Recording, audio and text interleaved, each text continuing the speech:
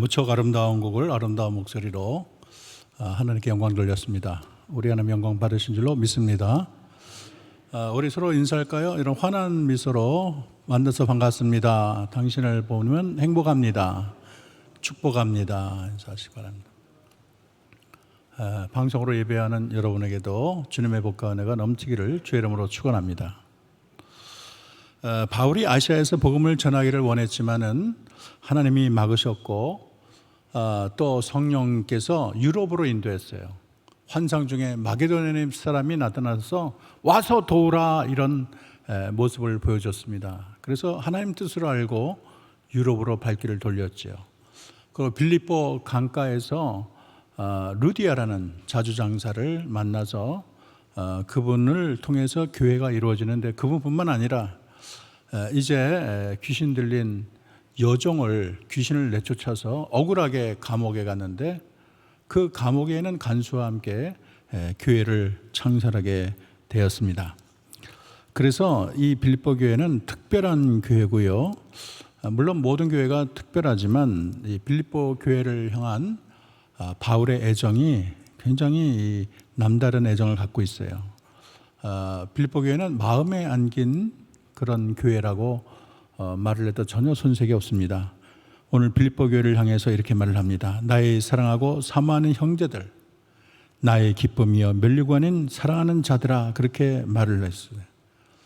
바울이 결혼을 안 했지요. 그런데 엄마가 아이를 낳듯이 산고를 통해서 빌립보 교회를 낳게 되었습니다.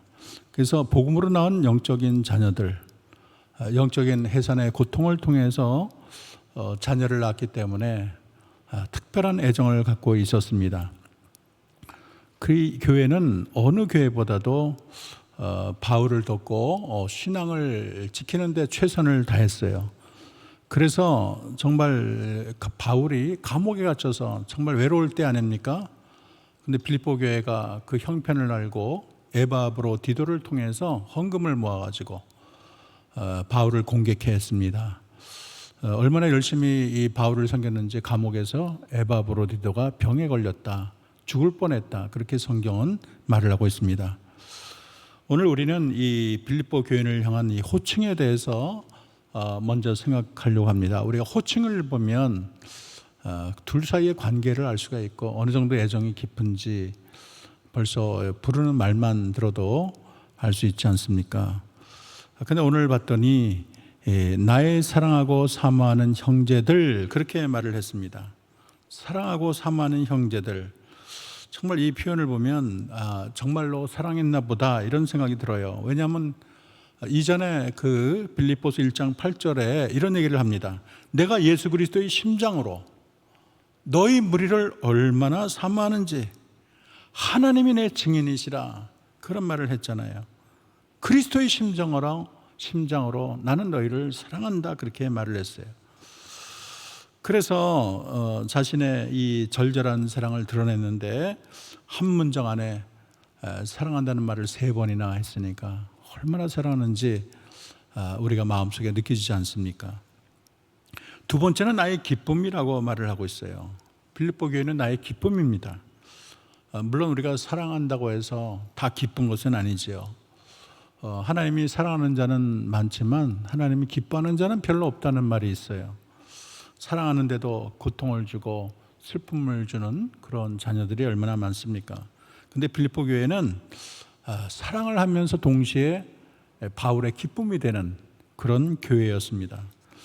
복음을 선포할 때 복음을 들은 성도들이 변화받아 새 사람 되고 같은 믿음과 소망을 가지는 것, 이것이야말로 전도자에게 있어서 큰 기쁨이 아닐 수가 없습니다. 빌립보 교회는 얼마나 사도 바울을 물심양면으로 도왔는지 몰라요. 여러분, 빌립보서 4장 15절을 우리 다 같이 한번 읽어보겠습니다. 시작.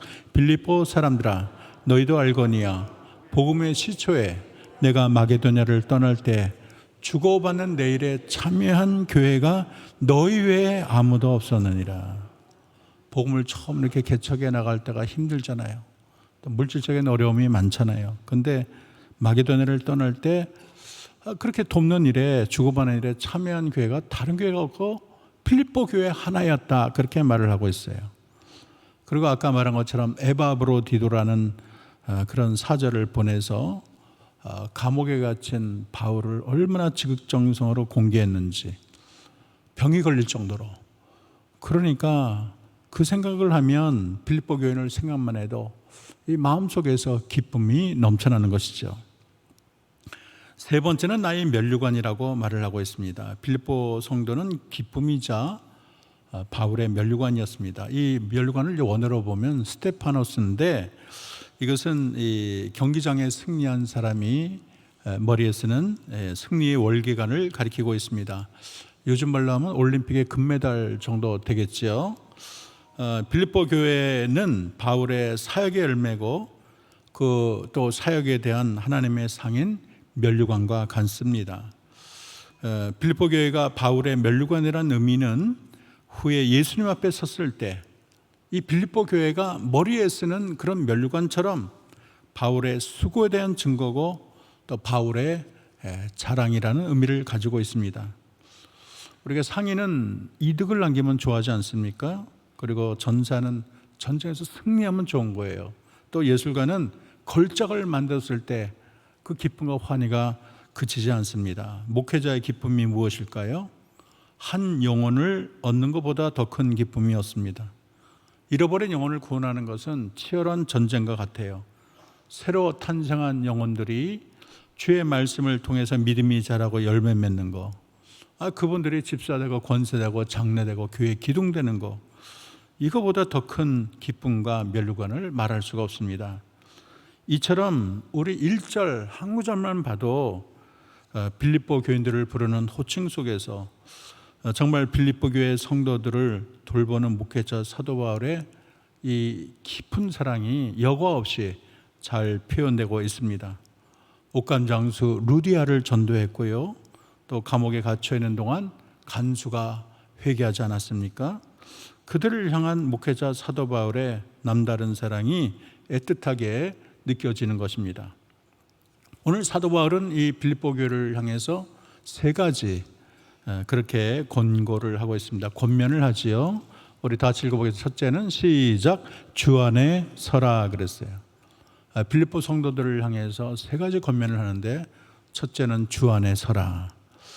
이미 사도 바울은 1장 27절에서 굳게 서라는 그런 명령을 했습니다. 또 이 사도 서신들을 보면 곳곳에 든든히 서라는 말을 여러 번 했습니다. 전쟁터에서 물러서지 않고 자리를 지키는 군인들처럼 이 사탄과의 전쟁에서 절대 물러나지 말라는 거예요. 우리 그리스도인의 삶은 영적인 전쟁터라고 말을 할 수가 있습니다. 우리를 쓰러뜨리려는 사탄의 세력이 너무 많은 거예요. 이 세상을 주관하는 사탄은 지금이라도 우리를 삼키려고 얼마나 공격하는지 몰라요. 그러므로 우리가 든든히 서지 못하면 이 교회는 흩어지고 무너집니다. 우리 주변의 교회들도 있다가 사라진 교회가 얼마나 많습니까? 큰 대형 교회가 막 10,000명이 1,000명으로 줄어들고 둘로 갈라지고 이런 교회가 얼마나 많은 거예요.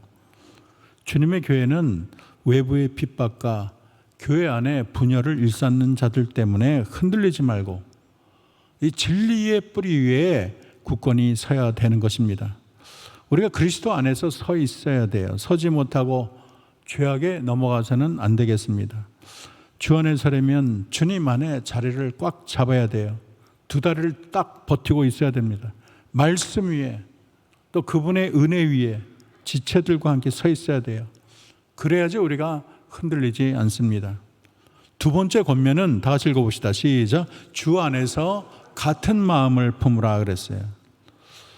빌립보 교회는 사도 바울이 기억할 만한 믿음이 신실한 여인이 둘이 있습니다. 하나는 유오디아고 다른 하나는 순두개입니다. 유오디아라는 것은 순조로운 여행이라는 의미가 있고요, 또 순두개는 행운이 함께한다. 둘 다 좋은 의미를 가지고 있지요. 이들은 바울을 도와 복음의 열정을 가졌고 교회를 잘 섬기는 일꾼이었습니다. 그런데 오늘 3절을 봤더니 그들이 복음에 나와 함께 힘쓰던 여인이라고 말을 했어요. 한 팀으로 일을 하고 노력하고 함께 씨름을 했어요. 바울과 다른 동역자에게도 큰 도움이 됐습니다. 근데 무슨 일인지 둘 사이에 다툼이 생겼어요. 교회 일을 열심히 하는 사람끼리 또 이렇게 다툼이 생기고 충돌하는 경우 있지 않습니까? 이들이 물론 주님을 사랑하고 주일에 열심히 했지만 서로 격려하고 세워지기보다 서로에 대한 불평과 원망이 많았습니다. 아마 사도 바울이 이들의 이름을 그렇게 편지에 거론한 것을 보면 이들의 교회 전체가 다 아는 사항이고 그 내용이 굉장히 심각하다는 것을 우리가 알 수가 있습니다. 오늘도 교회를 열심히 일하는 일꾼들 사이에 서로 다투고 파벌을 만들고 교회 분열을 가져오는 교회들이 얼마나 많이 있습니까? 그래서 이 두 사람이 주 안에서 같은 마음으로 서라 그렇게 얘기하고 있습니다. 아무리 헌신을 열심히 해도 교회 분열의 단초가 되어서는 안 되겠습니다. 서로 의견이 다르고 의견과 주장이 다른데 어떻게 같은 마음을 품을 수 있을까? 사도 바울이 그 비결을 이미 말을 했어요. 여러분 빌립보서 2장 3, 4절이 비결입니다. 다시 읽어봅시다. 시작. 오직 겸손한 마음으로 각각 자기보다 남을 낮게 여기고 각각 자기 일을 돌볼 뿐더러 또한 각각 다른 사람의 일을 돌보아 나의 기쁨을 충만하게 하라. 너희 안에 이 마음을 품으라. 그 그리스도 예수의 마음이니. 서로를 향해서 너무 우쭐대고 교만하지 말고 나보다 남을 낮게 여기고 겸손하게 낮추는 성도들, 그리스도의 마음을 갖게 되면 우리가 하나가 될 수가 있습니다. 또 바울은 하나 되는 비결을 5절에서 말을 하는데 5절을 읽어볼까요? 시작. 너희 관용을 모든 사람에게 알게 하라. 주께서 가까우시는 관용, 이게 중요해요. 관용은 품고 안아주는 것을 말하고 있습니다. 서로 용서하고 품어줄 줄 알아야 돼요. 그래야 하나가 됩니다. 서로 자기 고집만 피우고 용서하거나 이해하려는 아량이 없이 포용을 못한다면 그 삶이 기쁘지도 않고 그 공동체가 하나 될 수도 없는 것입니다. 세 번째는 서로 도우라. 다시 합시다. 서로 도우라. 오늘 3절에 봤더니 이런 말을 합니다. 다시 읽어볼까요? 시작. 참으로 나와 멍에를 같이 한 내게 구하노니 복음에 나와 함께 힘쓰던 저 여인들을 돕고 또한 클레멘드와 그 외에 나의 동역자를 도우라. 여기 멍에를 같이 했다. 소가 멍에를 같이 해야 가지 않습니까? 이게 균형이 안 맞으면 갈 수가 없거든요. 근데 멍에를 같이 한 자가 누군지는 모르지만 이 빌립보서를 받는 수신으로 볼 수가 있어요. 그래서 교회를 대표하는 지도적 인물로 생각할 수가 있습니다. 바울은 그에게 여인들을 향한 권면을 전하고 열심을 모아서 서로 그들을 도우라고 말을 하고 있습니다. 서로 협력하라는 거죠. 동역자를 도우라는 거예요. 서로 도와야 됩니다. 돕지 못하고 다투고 분파를 일으키면 공동체는 질이 멸렬하고 평강을 얻을 수가 없습니다.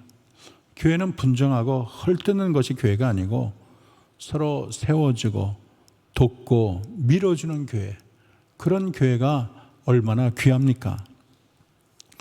신자는 함께 천국으로 나가는 관계예요. 우리는 경쟁 관계가 아닙니다. 저 높은 천성을 향해서 같은 길을 가고 있는 거예요. 정상을 향해 등산하는 길이 서로 치고받고 싸우면 안 되잖아요. 서로 돕고 협력하는 게 중요해요. 저 높은 곳을 향해서 서로 손을 붙잡아주고 끌어주는 것이 얼마나 중요하겠습니까? 그러면 오늘 우리가 끝으로 생각할 질문은 나의 사랑, 나의 기쁨, 나의 면류관이 내게 무엇일까를 여러분 생각하기를 바랍니다. 우리가 알 것은 바울이 오늘 말한 나의 기쁨, 나의 면류관이라는 말은 단지 목회자에게만 해당하는 말이 아니에요. 사실 이 자리에는 우리 모두는 양인 동시에 목자라는 것을 잊어서는 안 되겠습니다.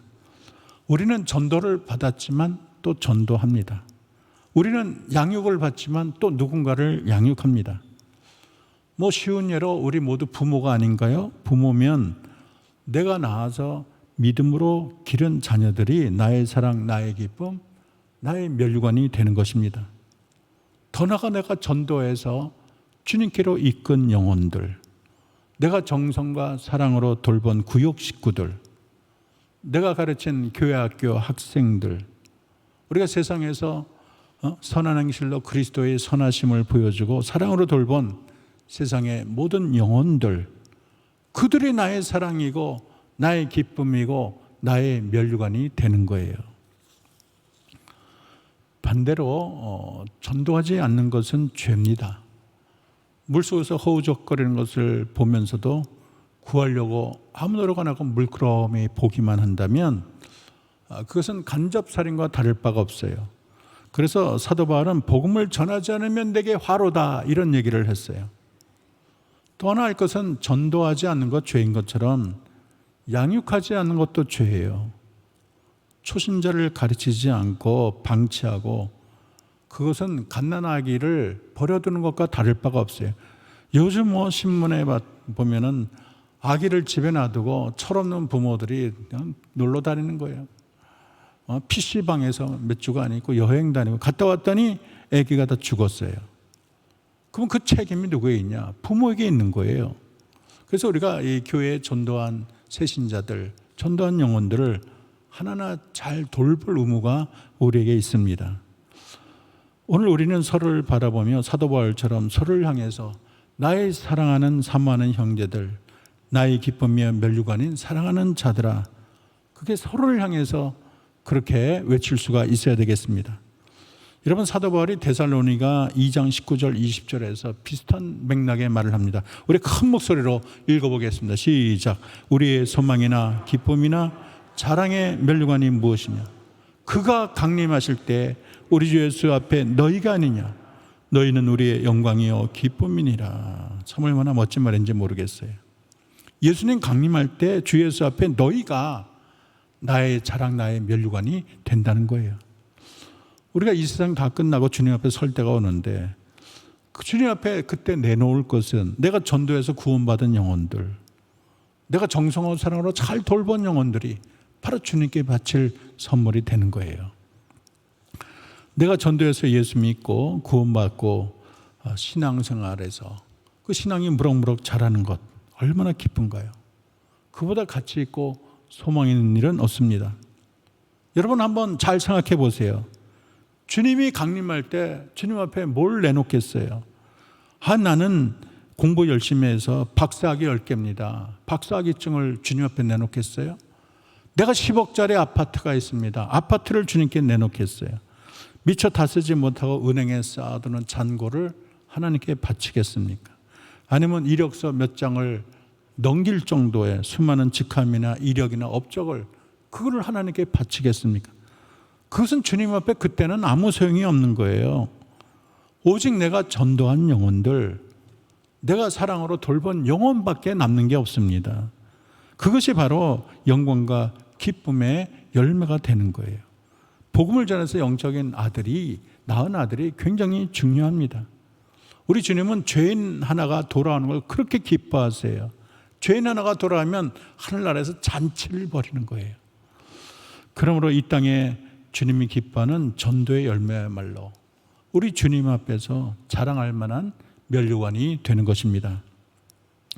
여러분, 내가 전도한 사람이 교회에 잘 다녀서 신앙이 깊어지고 주님 재림할 때 그들이 같이 공중에 들림을 받고 혼인잔치에 참석하고 영원토록 주님과 함께 살 것을 생각해 보세요. 얼마나 감격스럽고 기쁜 일입니까?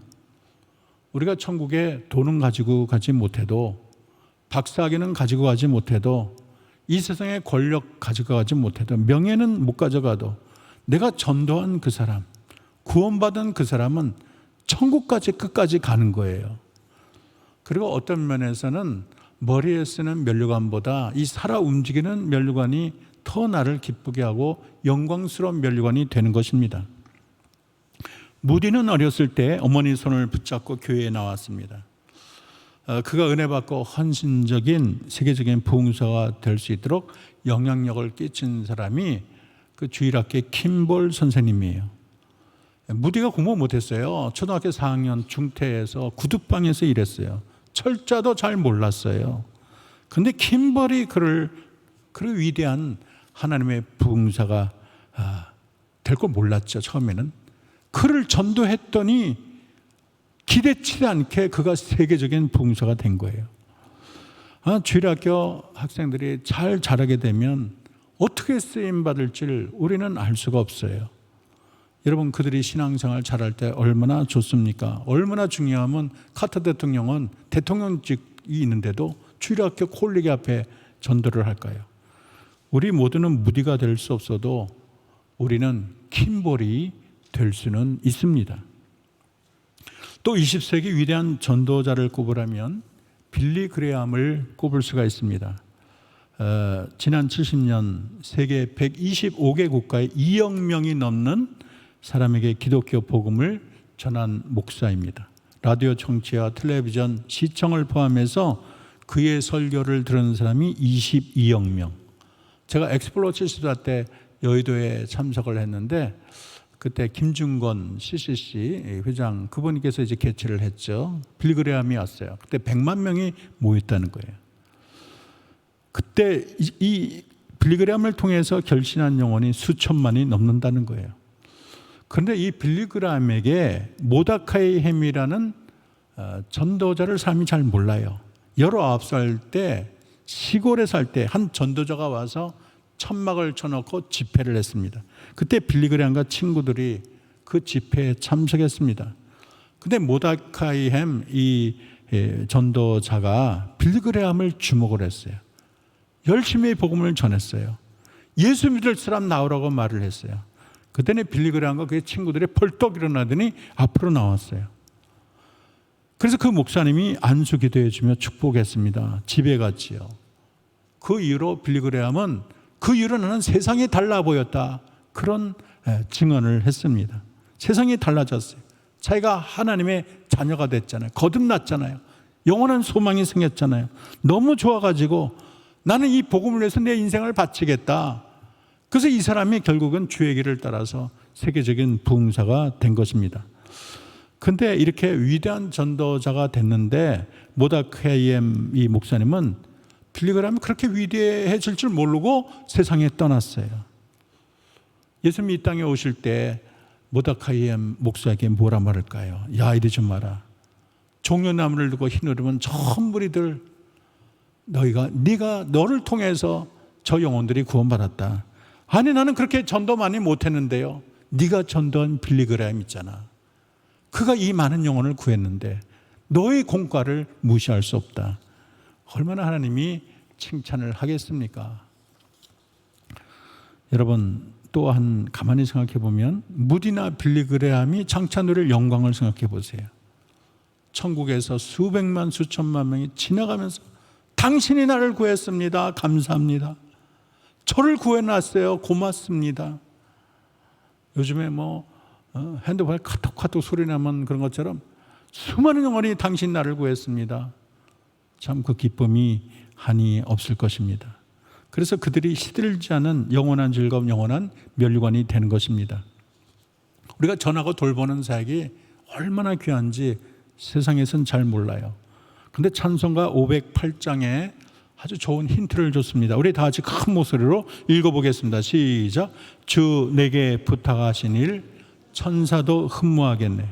영생의 복락과 천국의 갈 길을 만백성 알도록 나가서 전하세. 화목해 하라신 구주의 말씀을 온 세상 널리 전하세. 여기 보면 천사도 흠모하겠네. 천사도 흠모하겠네. 천사도 흠모하겠네. 우리가 이 구절을 유심히 바라봐야 됩니다. 아니, 영혼 구원이 얼마나 귀하면 하늘의 천사가 흠모하겠습니까? 여러분, 이 세상 떠날 때 여러분 나의 빛나는 면류관을 이 땅에서 미리 알도록 주님, 나의 눈을 열게 해달라고 우리는 기도해야 될 것입니다. 성도 한 분 한 분이 다 보석같이 빛나는 존재예요. 성도 한 분이 나의 영원한 기쁨, 나의 영원한 면류관이 되는 것입니다. 말을 맺습니다. 우리가 이 세상을 너무 사랑하거나 세상의 기쁨, 세상의 면류관만 추구하지 맙시다. 우리는 하늘의 기쁨, 하늘의 면류관을 추구해야 되겠습니다. 누가 나의 기쁨, 나의 면류관이 될까?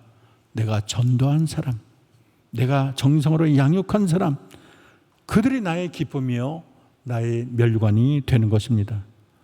저는 우리 한영교회가 서로를 향해서 나의 사랑, 나의 기쁨, 나의 멸류관이라고 부르는 은혜로운 교회 되기를 주의 이름으로 축원합니다. 우리 한영교회가 주 안에 서는 교회, 주 안에 하나 된 교회, 서로 돕는 교회 되기를 바랍니다. 주님의 평강이 넘칠 것이며 축복이 넘칠 것이며 우리 주님이 천사 앞에 자랑하는 교회가 될 것입니다. 기도하겠습니다. 하나님 고맙습니다. 우리가 이 짧은 세상 살면서 하나님 세상 사랑, 세상 기쁨, 세상 멸류관만 추구하지 않게 하시고 통장의 돈, 집 크기에만 만족하지 않게 하시고 내가 많은 영혼을 주께 인도하며 양육해서 영원한 나의 사랑, 나의 기쁨, 나의 멸류관이 되도록 주여 우리에게 영안을 열어주시고 새로운 열심을 부어 주시옵소서. 예수님의 이름으로 기도합니다. 아멘.